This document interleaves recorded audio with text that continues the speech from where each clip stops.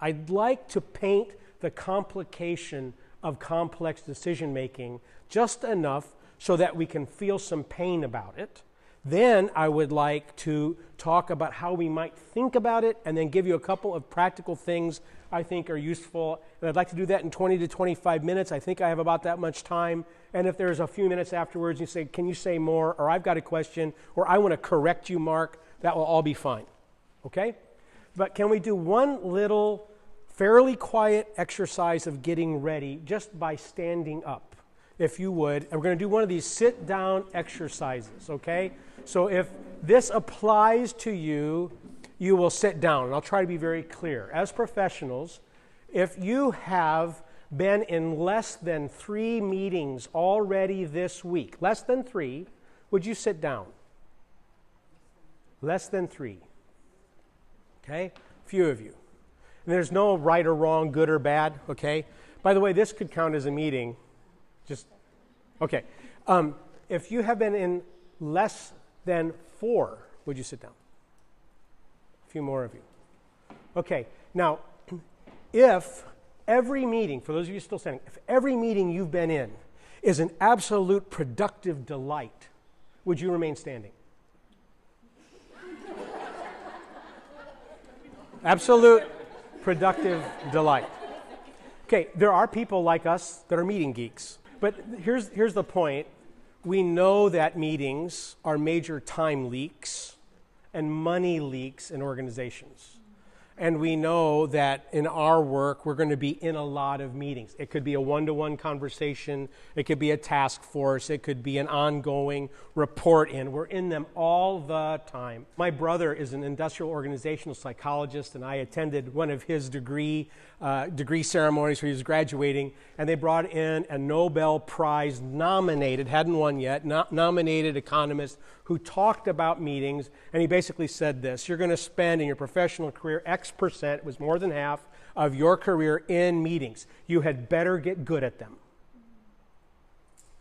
You will do almost every major decision in your life, or every major decision that is made that affects your life will be conducted in a meeting. You'd better get good at them. You'd better know how to do it. So he went on to talk about game theory and how you manipulate people and how you negotiate for the best effect so that you can win and everybody else loses. That was not what I was hoping he would say. Because in order to carry out what's decided, you have to have alignment. You have to have people who are committed to make it happen and have the patience and the drive and the sense of mission purpose to make that happen. But I'd like to make this even more complex by pointing out that we are complicated. At our table, we were talking a little bit about how one word can explode into several meanings all at once, because they introduced themselves as communications directors or communications staff and at a communications company, and I said, oh, telephones. Is that what? And I hope I asked it as a question rather than as a conclusion, oh, that's what you are. But even then, we had to get to a common definition so that our conversation could continue. And that's often the case. So back a long time ago, another millennium ago, it seems like, I did some major research on how groups make decisions, particularly when they're complex, and particularly when people who are the main players don't have to necessarily get along. But yet they have to come to some kind of a decision. And at that point, there was not a lot of social science conducted around that. In the late 1980s, the Harvard Negotiation Project, in a project with MIT on the East Coast of the States, began to do some look at how do you come up with new word, new phrase, win-win scenarios. In the 1980s, that's newfangled, new agey, spiritual, kumbaya stuff. We don't trust it. But now it's fairly well known and often practiced. But at that time, it was really quite new, and that began a career for me of people saying, we heard that you worked with these methodologies, can you come help us? We painted ourselves into a corner, and if we're going to get out, it's going to be difficult. We got to find a way to work this. And so these methods are helpful, and they do work. Now, what I did is I brought along the source for some of what I'm going to talk about. In 1971, I think this little book came out, A Guide for the Perplexed, E.F. Schumacher. It's still out there. You can still get it. He was the British coal board economist at the time. And he is a different kind of an economist than you'll ever read. This is about the time the Johari window came out. So some of you know the Johari window. My wife tells me that I am the king of Johari windows. I can't see two dynamics together out of which. And then I stop and I say, no, hun, I am the emperor of the Johari window. In other words, when you have contrasting ideas, to figure out a map to how to get there. And he basically said, using the Johari window, there are 4 fields from which we get information. Now let me take one step back. We look for information when we have to do, according to the neuroscientists, executive level thinking, where we can't just be reactive and go with what we know. When that happens, we're doing technical stuff. And maybe our meetings are just reporting in. I have a flat tire, I'm changing the tire. I know how to do that. I know how to call the service that will come and fetch me. Some way or other, I know what to do. That's technical problem, technical solution. Now, I have a flat tire 4 days in a row. I don't know what's causing it. I might have some ideas, but I'm going to have to figure it out. There are other things in play here. Maybe it's a combination, a complexity, that we're going to have to sort this through, and I probably don't have all the information all by myself. When that happens, we go from I'm sitting in a chair without paying attention to I am looking to make sure if this chair will hold me. That's executive level. We can't function that way all the time, but when we have a complexity, we have to get there.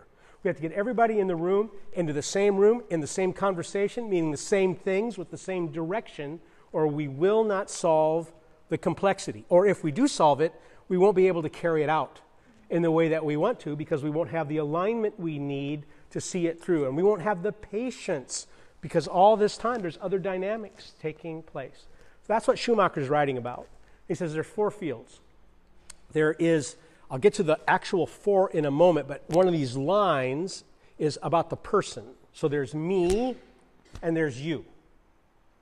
And there's internal and there's external. Or what he would say, internal and the world out there. So you can begin to map that, right? Me, you, internal, external. But I'd like to kind of map that together and have a little bit of fun. I'm going to assume I can borrow 2 chairs. Might I borrow you? Are you willing to? I won't make a fool of you. Would you be willing to come sit here? Okay. And would you be willing to come sit here? Now, all I'm going to do is just ask you to do some things. Again, I won't make a fool of you, but we might have some fun as we do that. Can you make that distinction between being fooled and fun? Yes. Okay. We're going to label you me. Who is this? Me. You recognize that we're talking about you. This gets confusing, but if I point to him, who are we talking about? Me. Right. We're not talking about me. We're talking about you, which is, okay, I think we're clear, all right? This is you. Who is this? You. So that's somebody other than me. You got it. This is going to be great. This is really going to work. But this is the point. This is a field, and actually there are 2 fields that you have. And over here is you. So me, I, right? 2 fields. You, 2 of your own fields, right? The first one is internal. Can you model that like by striking the thinker pose? You know what the thinker pose is? Like this. Hand on the knee. Yeah, that's a thinker pose. So when we talk about internal, that's the pose you would strike. Do you mind doing that as well? Just see. So this is the internal. All right. Now the external, you'll have to stand and kind of face the world, if you would do that. Just stand, face the world. This is external. No, get the arms up and out. You're embracing, all of your senses are involved. Okay? Now, when you sit, which you can do again, just assume sort of a neutral position, like this, right? So we're just going to move between these fields. So you can begin to understand there is me, there is, and there is this let's practice one more time, internal, right? And there is external. Okay, very good. All right, very well done. Now just stay here, because what I want to show is how quickly complex this becomes. Because here comes stimulation. And it's going to come through whatever field we are most prone to. So let's say you're a thinker. So go ahead and be internal. Okay, so even if something's happened out here externally, he's going to process it. He's going to, is it all right if I do this? Yeah, sure. So he's going to be considering it, making sense of it. Now, let's have you stand up. Because, again, this is me, so we're talking about you. Now, let's have you do that external thing. Here's all 5 senses in play. I'm facing the world. What do I smell? What do I taste? What do I touch? What do I observe? Okay, you can be seated and be neutral then. All right, so each of us has 2 fields right there. Am I making sense? And some of us will see and immediately try to make sense and force this external stuff to make sense in our world because that's what we trust the most. Emotional leaders are very often this way. What I'm feeling, what I've made sense of, this is what the world needs to do. And there are others who are much more empirical. I don't trust the reflection. I need data, but only my data, because that I can do. But let me move to this you part, okay? So why don't you be you external? All right, so here is me. This happened, by the way, here in South Africa. It happens every time we go by eucalyptus trees. My wife has this wonderful, our slang word is schnoz, this nose. She goes, can you do that? Yeah, eucalyptus. And I go, no, there's not. I can't smell it. You can sit down again. I can't smell it. I have to trust her external data in order for my world to be enriched. Making sense to then? Okay, so I don't have access to that field unless you tell me. And then I have to trust it in order to incorporate it into my life. Now, let's do the internal part. Okay? So you're having a feeling, a thinking, an emotion, an awareness, an interpretation of something. You're going to have to trust me to share it with me. And if I am in my own world, outward or inward, and you share that with me and I don't catch it, you might not trust me or share with me again. All right? So you can go neutral again. So now I just want to do this interplay. So this is me, and me can be internal. Go ahead, right? You can be external. You're going to get your exercise, all right? Be either one, and you can be seated. But these relate to each other. They interplay. And what is outward, we take inward. What's happening in us, we might need to experiment and try something. And this is actually the action-reflection cycle. So the internal dialogue is 2 of these fields. I'm trying to show you about a dozen ways these interact. Okay? Well, here's 2 more. You are responding to, and it could be external or internal. And by the way, the only way I know, I'm going to use a micro phrase here, the only way I know I've got cream cheese on my mustache is if you tell me.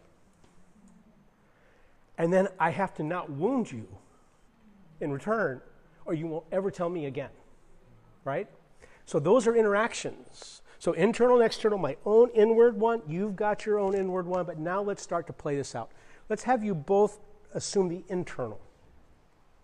2 fields of knowledge: analysis, thinking, interpreting.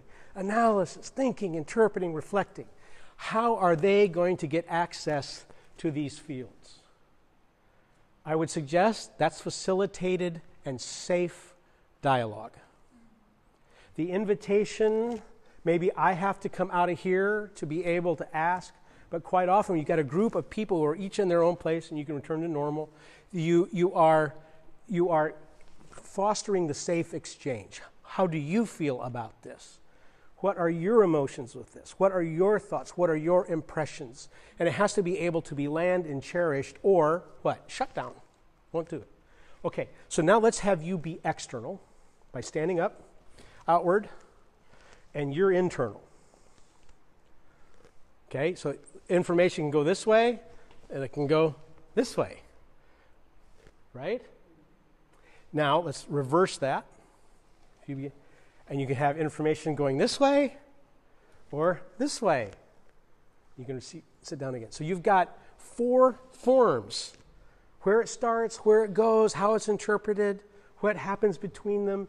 And so again, here you need some kind of facilitation. Something has to be the instrument that helps to guide that invites it and makes it possible. There may not be quite as much risk as everybody being internalized, but there's still risk in it if we don't slow it down enough to really hear what people are saying. Now, let's have you both be external, if you would. And here's where we're going to begin to wrap this up. Okay, so if I am just me, it's so this action reflection cycle. We've talked about safe dialogue. We've talked about facilitated dialogue. Here, we need conversation, right? You're experiencing things. You're sharing. It's all landing fine. We're just having a great time. This is the party. We're talking, okay? And thank you, all right? So these are the 4 fields. And you can have your seats again. Thank you very much. And those are the interactions between them. So now, friends, that was just 2 people. Get a committee of 5 and get an exchange going. It gets mind-bendingly complex from the beginning. Now add a complexity that you're having to work with, not just a technical problem, not just a reporting in.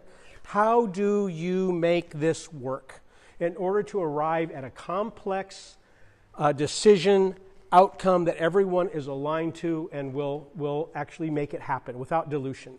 I'd like to suggest 3 items. I'll do this rather quickly. This could be a bit of a training workshop in and of itself, but I'm just going to touch on them. The first one is, I'll just give you a code here, W5H. 5 words that start with W, 1 word that starts with H. Why, who, what, when, where, and how. You have to have mental and systematic rigor to be able to design a process to get to through a complex problem to a decision that addresses it. Why does this matter? So some of you said, this is what I'm looking for.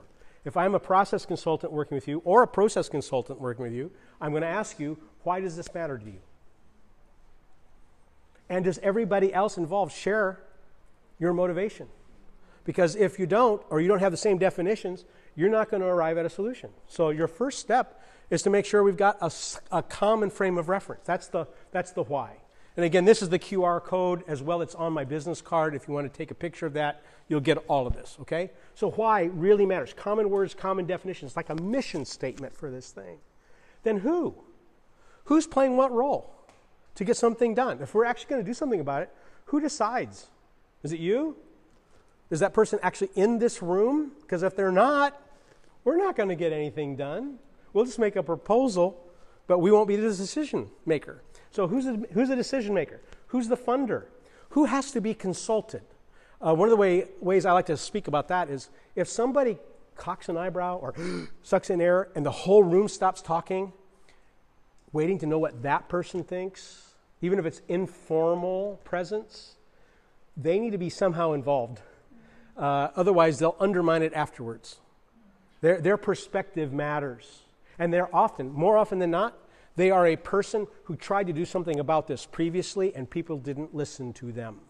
And so now they actually undermine the thing that they wanted to have happen, often unconsciously, because they're angry, and rightfully so. So why, who? Oh, who funds this? If this is going to cost us something, you know? And for all of you communications professionals that are not selling telephones, who's going to communicate about this up and down the whole company so that we have a consistent messaging going on for the people who aren't in the room, right? So those roles matter. Do we know who has those roles, or we're not going to get this figured out? Okay, why, who, what? What's our criteria for success? Each of those persons that's going to be involved has something that will keep them at the table. Even if it's not important to me, it's going to be important to you, and it's important that I know what's important to you. It's important that you know what's important to me. So we have a grocery list we can try to fill and be able to say, this is why we're doing it, this is who's doing what, this is what we seek to do, this is why our proposal either matches it or not quite yet or whatever else. And then we've done all that hard work, we can get really granular. Where's the work being done? Is there a deadline, the when and the where? And what steps will we take to get from here to there to the best of our knowledge? If we've answered these in a robust fashion, we now have an artifact we can go to every single time and say, where were we? Where are we? What comes next? But before we go to next, have we learned anything? Because this is a complexity. It's not known yet. Have we learned anything that adjusts our work? And if so, what adjustment? And we might have to reconstitute a bit of our process.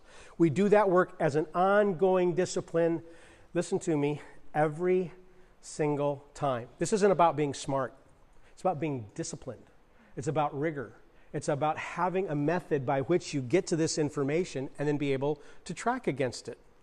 To be able to say, here's where we were, here's where we are, here's what comes next. So that people can come out of the room and say, we got stuff done in that meeting. All my meetings could be like this. Well, why is that? They came in knowing what they would do, they did it, and they know what comes next. And that's rigor. It's clarity.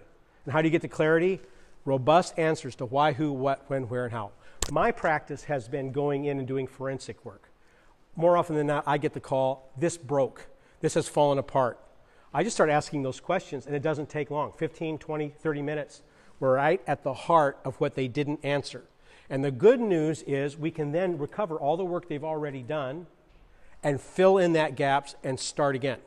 So it's not that difficult, but it almost always comes down to this rigor. Why, who, what, when, where, and how. So that process design W5H. That's the kind of the chemical formula for that. A second one is agenda. Agenda that actually follows the processes that are out there, especially if you have multiple things to talk about, as opposed to sitting down, closing the door, and making something up because you think you remember. Isn't going to work. It will lead to holes and gaps, and it's very expensive in time and money. You want people in that room ready to do the work. You don't want to have a meeting twice. One of the best tools there is to calculate the value of a meeting and say, we're here, this is going to cost our company $10,000 in time and personnel, or whatever it might be in Rand, this is what it's going to be. So let's make sure we earn every one for the benefit of our families, the benefit of our customers, and you just don't say, remember when we used to do that? No, you don't remember, you're doing it. You're bringing it, it's in front of you because you're bringing everybody into the same conversation at the same time. You all came from other places. You're all going to go from here. So I'm hoping the way this has been led and put together, it's actually brought you into a room for an experience and you're here. Then you can take something as you go. That's what we need to do in these meetings, or we'll have to have them again. And then again. And we'll end up with a lot of conversations that start with this. But I thought that. Or who's got that? Isn't this somewhere? A number of stories I could tell about that, but I want to get to the third thing. Oh, with agenda, pre-reads. Pre-reads with time to read them. And an expectation that they will be. Maybe you know the Amazon story now. They actually say, we do the pre-reads at the front end of the meeting. So instead of giving them to you at 11 o'clock at night for a 7 a.m. meeting, it is, you come into the meeting, we're all going to take time now to read our pre-reads. Make your notes. So they take 10 minutes or whatever to work through that, and then they get into the business at hand so that people are not just reacting, which is not executive thinking. It's often at the emotional level, the reactivity level, lizard brain level, cave person level, as opposed to human. Thoughtful, present, reflective. So we give time to digest information, or we're taking the time in the meeting, if something's being introduced, to digest that information. And then the agenda is structured by those things. And I could talk about that for a while in another time if that interests you. A third one is artifacts. The minutes, the process design itself. I found out something early in my career, that I could be a very powerful part of what took place, not important, just making a difference, have impact, if I took the notes. So instead of this thing of people going, who's going to take the minutes, who's going to write the record, I'm like, I will. And I'd come in and I'd take the notes. Now, I have a fast brain, I move around a lot, it forced my thinking to stay focused and in the room. It helped me. But here's the other thing, I'm taking notes about why, who, what, when, where, how. I'm not writing everything down. I'm writing down the items that we're going to be working on in a focused way. So I could even say, wait, before we move on, it's not clear here who the decision maker is. Whose desk will this really land on? We're not ready to move on until that's here. Or there's no deadline. Wait, I hear a couple of things that are criteria for success, but half the room hasn't even spoken to it. So I don't know if we've got alignment here. And I'm just being a real kind of anal retentive note taker. And all of a sudden, meetings are clearer and better because it's finding that focus. Then, when we go to meet again, the minutes or the notes focus the agenda instead of having to sift and sort through them.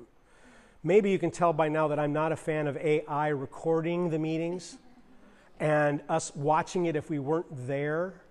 I don't find that to be helpful so far. And until such a day as your avatar meets my avatar and it's all done by AI, we're humans in these meetings. And so to be able to sit and say, how does this focus up? What matters to me? What's my takeaway? We can't get there. So all I've tried to do today is to say, look, our interactions are complex, more complex than we can probably handle all by ourselves. How do we address them? How do we manage that? We create a sieve, and we start by designing a process for the complexity. Then we actually have a structured agenda with carefully recorded artifacts that we can pull out and use and have in front of us at the next meeting. Otherwise, we will go to our memory. And if we go to our memories, I will recall more effectively what I said than it is what we decided. And if I'm only recalling what I said and you're recalling what you said, we're now spending twice the money and twice the time to get nothing done. So, complex decision making and 4 fields of knowledge, and that's pretty much it. So I'd like to stop there. We may have some questions or comments, and I need somebody to facilitate that so I can really listen. Mark, would you mind? Okay, back here. That's wonderful. I'm glad you brought that up because there are different types of meetings, right? And there's a purpose within those meetings of any major thing that needs to happen. And so figuring that out a bit matters. Now, for standing meetings, where most of it is reporting in of some kind, make sure we've got information, we have a number of things that can really shorten that up by having exchanges and check-ins and those kinds of things. And if we have rigor around this, like, is this a decision we're making today? Or is this a discussion we're having about a decision we'll be making later? Or is this introducing something that we're going to seek to understand, but we're not even discussing or deciding? Now you can put very specific time boundaries on those things, and they don't have to become far-flung. And that helps a facilitator be able to say, we're not doing that part yet. Here's where we'll be doing that, so let's move on. And to actually interrupt, because we are wired for our minds to make connections and to scatter. It's not it doesn't need to be an embarrassment. It can remain very safe for me to interrupt you, even as a founder and CEO, to say, hey, we're going to get to that. That's what we agreed. Are you okay with that? Because this is when we'll be talking about it. Or are we going to derail the whole meeting now? And if we've got a good relationship, you know I'm winking at you like, come on, this is what you want to do, right? And we can make that work. But then you can get very specific. And in many cases, a meeting that goes beyond 90 minutes, the productivity is going to go down. If this is much more brainstorming, community building, longer. But if it is, we're working, we need to at least take a good break, come back. Because we are wired, now we've done this, it's intense, we're burning calories, we walk away, we go use the restroom, we get something to drink, we have a few minutes to chat, check an email. We're resetting, we can actually enter in at a higher degree of productivity.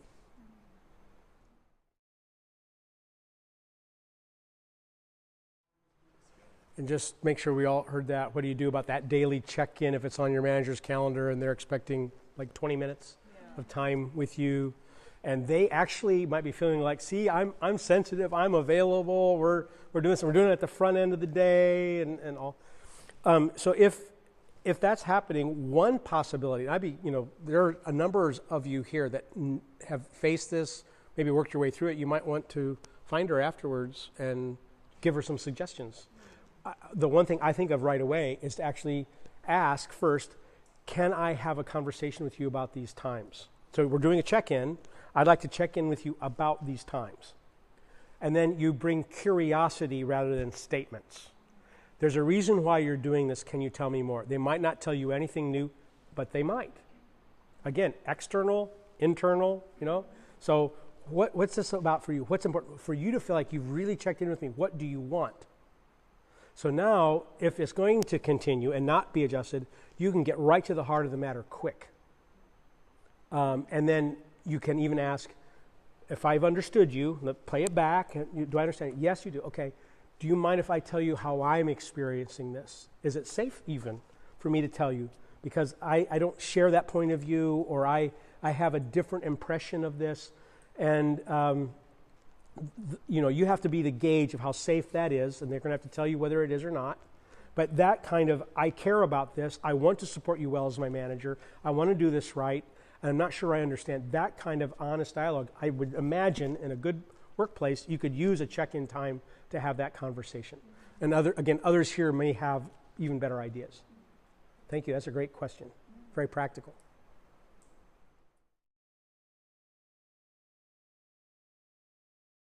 Let's see if I can say this correctly the first time this time. A touch point in the world of process consulting is, I have to totally change my mouth to make that come out. A touch point statement is firm on process. Some would even say bulldogged on process and gentle with people. Yeah. Well, how do you do that? One is to be clear about who. And let me just give a very quick declension. Who's the decision maker? Who is supervising the work? Who is going to carry out the work? Who needs to be consulted? Who is paying for this? Who's going to handle communications? 6 roles. And a complex decision that's going to have a lot of implications. If I can't identify one of those 6 roles, it's not there and it's needed, I'm now being hard on people because I'm not being firm on the process. If I am making this everybody because I care, I'm actually being hard on people because I'm not being firm on process. I am making them sit there and try to look attentive, try to look like they're part of it when they're like they want to poke their eyes out with needles because that would be less painful. Counting the ceiling. They're there for 5 minutes of a 2-hour meeting, and that's all that they're there for, but they're waiting their turn. They don't know when it's going to come because the time sequence isn't laid out well. All of that is hard on the people, even sometimes with our desire to be gentle and to have a strong culture. But that knowing with clarity those roles helps to determine the who, and even some of them may not need to be in a key decision, but you're going to have to schedule time to check with them. And so that might mean you drink more coffee, especially with those people that you need to consult with. And if you're saying, we're talking about this, and I'm wondering what you think. And so now they can't say, I was never asked. And nobody asked me. Nobody checked with me. And this is very true of founders of companies that are now not in the business every day, that kind of thing. Board members. Just looking. So we might be at the end. Yeah, thank you. Thank you.